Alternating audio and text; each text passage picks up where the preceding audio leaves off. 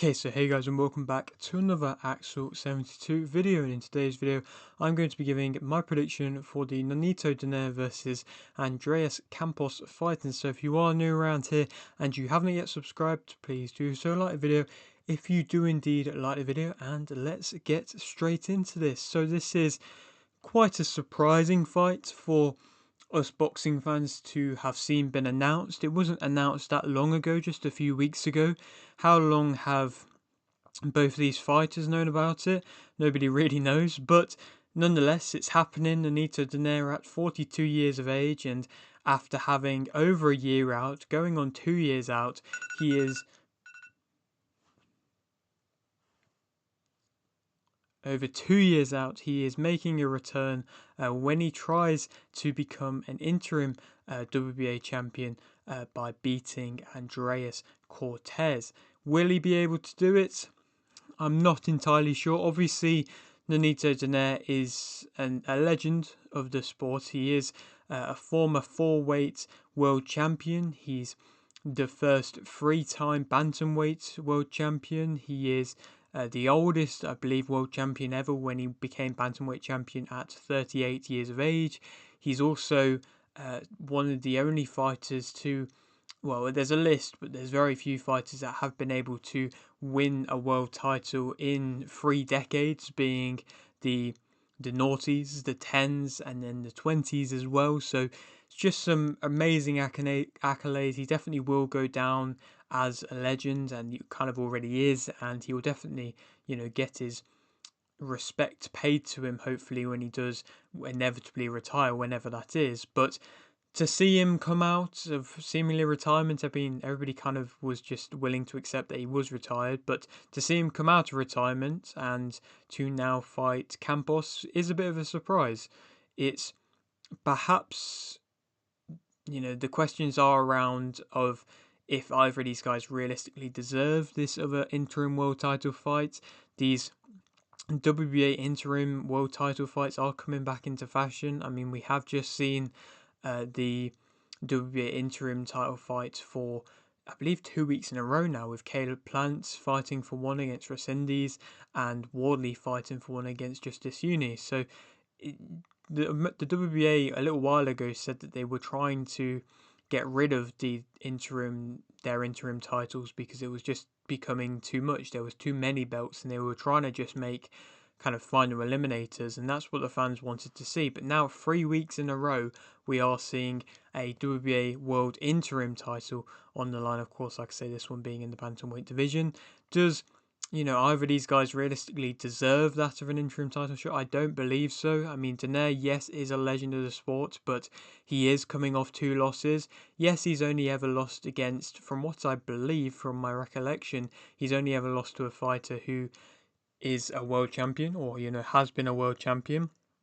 I mean, of course, he also arguably gave Inoue his toughest test. Of course, they went on to have their rematch, and Inoue went and blasted him out, I believe, in 2 rounds, and that was his second to last defeat. And then he went on to lose again versus Santiago to make Santiago champion before Santiago got quite brutally beaten up by Nakatani. But yeah, Donaire's coming off 2 losses. He hasn't fought in over a year. Yes, they are tough tests in which he has, but does he deserve this shot? I don't know. And then for Campos, his biggest fight was fighting Sonny Edwards. He lost that convincingly and hasn't fought for a world title since he's actually had another loss. He's now moving up to the bantamweight division, maybe seemingly just because he heard that this opportunity was floating around. I'm not entirely sure if that was the reason as to why he's moved up, but it's interesting to see that Donaire has been given this opportunity. Perhaps this is an easy way on Donaire's side of things, for him to get himself in line for a title. Campos just isn't a proven fighter, and yes, Donaire is on the much older side, but like I say, he isn't a proven fighter, and it may be on paper a bit of an easier fight than perhaps some of the other top contenders. I mean, you look at the second ranked top contender in the bantamweight division, and that's Tenshin Nasukawa. Nasukawa just went on and put on a great performance against Victor Santillan just yesterday, from when I'm recording this, and so if Donaire was to fight somebody like a Nasukawa, the young kind of up and coming hype type of fighter, and it just probably wouldn't make sense, and it would be a real tough fight to give him. But Campos is definitely on paper an easier fight, and also at the same time, it's probably an easy title to slide into due to, Vargas is the champion at the moment. He got given the belt, I believe, just because of Satsumi vacating the title or the title becoming vacant when Satsumi drew to Higa, if I'm correct. And then Vargas kind of got elevated to full champion, and Vargas has beaten an unbeaten Nicaraguan in his last fight, but it wasn't, a big win. He's not really had one of them statement wins just yet, and he's happily sat on the title at the moment. I don't think he's got a fight announced. He's not really too eager to defend his title just yet, so maybe he's waiting for a big name to see if Donaire can be that big name for him to be able to get a defense. And I'm sure he probably would want a defense against a fighter who is a good name to have on your resume because of how much he has achieved in the sport in Donaire. So, like I say, maybe it's an easy opportunity for Donaire to get slid into a good world title opportunity. Like I say, if it's deserved or not, so that's up for you to decide. To speak about Donaire as a fighter, I'm kind of just going off his last fights in particular, because he has been an excellent fighter, like I've spoke about, and you can watch so many great fights in which he's been in, and you can really, see how good of a fighter he's been. But when you are judging somebody who is on the older side and hasn't fought in a while and has had a very long career with lots of different battles in it, it's difficult to not just look at the last performance to be able to take things from it.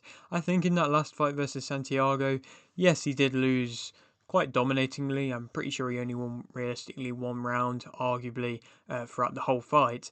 But there was a few things in which he showcased which did, show that he wasn't completely out of it.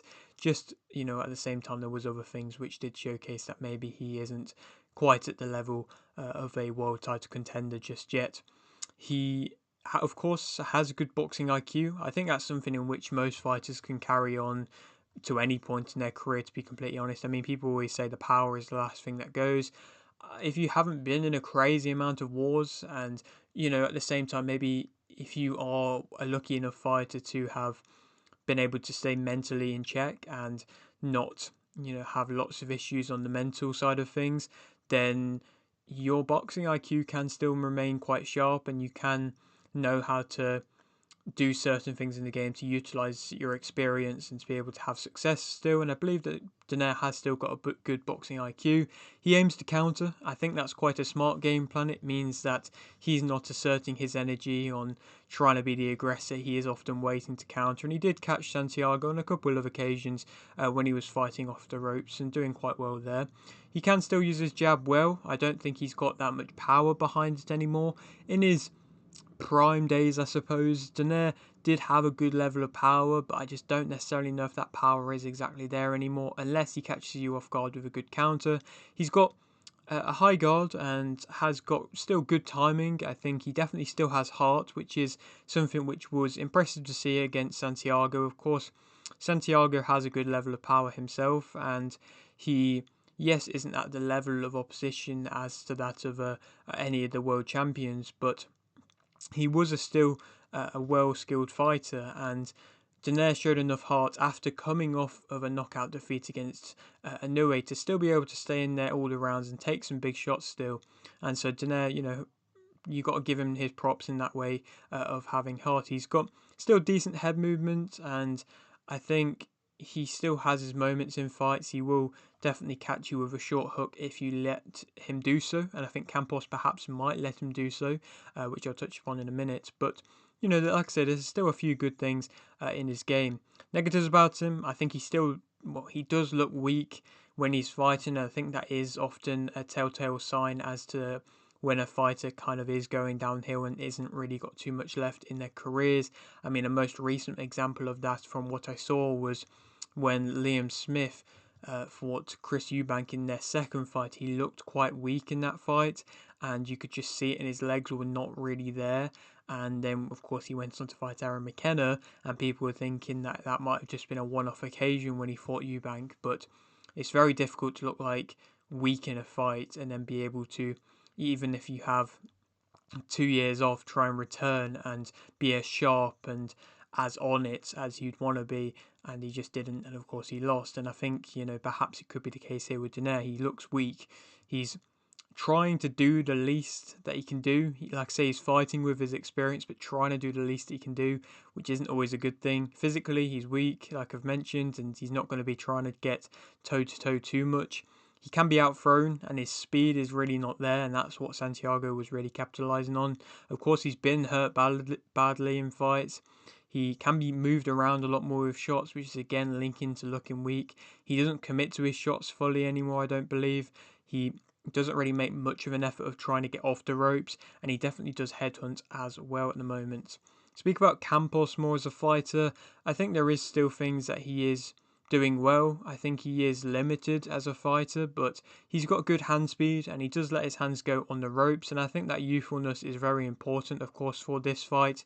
If he can get him up against the ropes and maintain a high guard, then he might be able to have success. Something in which Sonny Edwards caught him out with was just the fact that Campos was just standing straight in front of him, not necessarily looking for angles, not really trying to do too much in close. He was landing good uppercuts, he has good uppercuts, but he was getting caught out quite a lot, and that's where Donaire might be able to hurt him and have success. But even if he does hurt him, will it be enough? Campos is wanting to dictate the pace, and I think if he does that, that's when he'll fight his best, and I think Donaire might allow him to do so. He catches shots most of the time relatively well. He's got a good explosive level about him. He wants to control the centre, and again, I think Donaire will let him do that. And he does kind of throw all over, which definitely could hurt Donaire. Negatives about him, I think he doesn't find range very well, so I don't think this is going to be a mid-range fight whatsoever.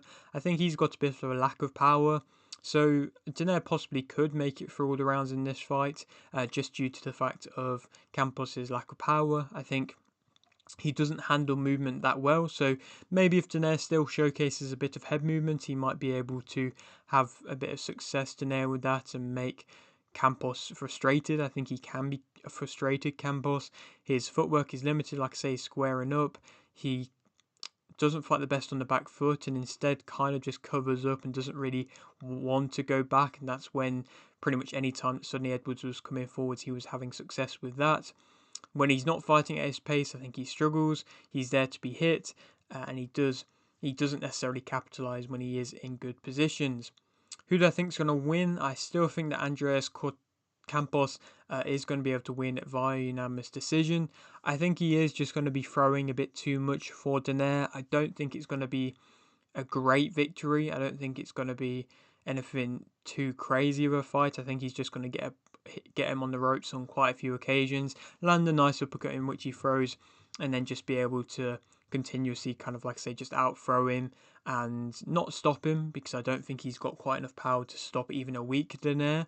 But Donaire probably will try and catch a few counters on him, and he may land a couple of times, but even if he does, like I say, I don't think he's going to have enough to be able to finish the fight. Even if he drops him, I think Campos could probably get back up, and Donaire, just like I say, wouldn't have the energy to be able to finish the fight via stoppage.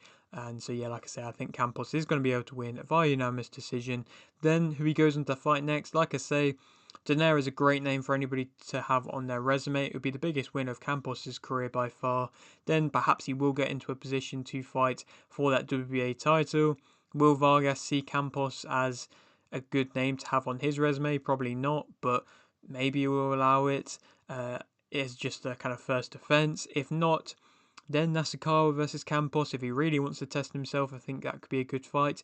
Or again, if he's wanting a good name who hasn't had the best of runs as of recent, Takuma Inoue, of course, is coming off defeat himself and hasn't fought in a little while. I think Takuma Inoue would be really wanting that fight to get himself into a interim world title position, and I feel like that definitely could happen. So perhaps that might happen, unless Takuma Inoue is waiting around for Nakatani to possibly move up into the super bantamweight division to face his brother. But yeah, that is it for today's video. Hope you did enjoy. Like video if you did, need like video, subscribe if you're new, and thanks for watching.